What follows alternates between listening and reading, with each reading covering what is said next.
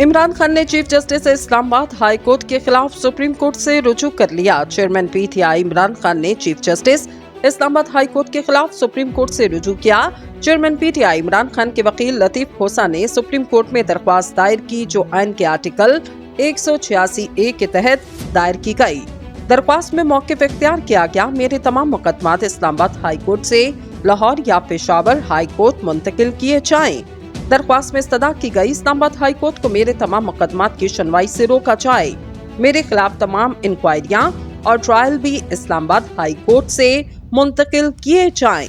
इससे कबल आपको बताते चलें कि इस्लामाबाद हाई कोर्ट ने तोशाखाना केस में चेयरमैन तहरीक इंसाफ इमरान खान की सजा के खिलाफ अपील और जमानत पर रिहाई की दरख्वास्त की समाअत जुमेरात 24 अगस्त तक मुलतवी की।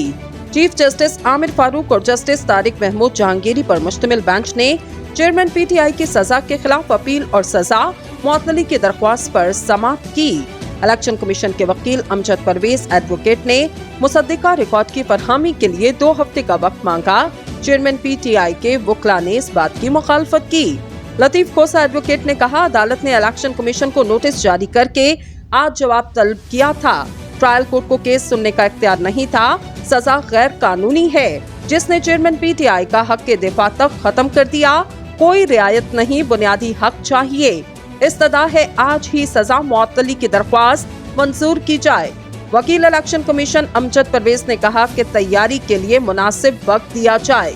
चीफ जस्टिस ने कहा, हम ना खोसा साहब की बात मानते हैं, ना आपकी एक दिन का वक्त दे रहे। अदालत ने वकील इलेक्शन कमीशन को 1 दिन की मोहलत देते हुए समाअत 24 अगस्त तक मुलतवी कर दी।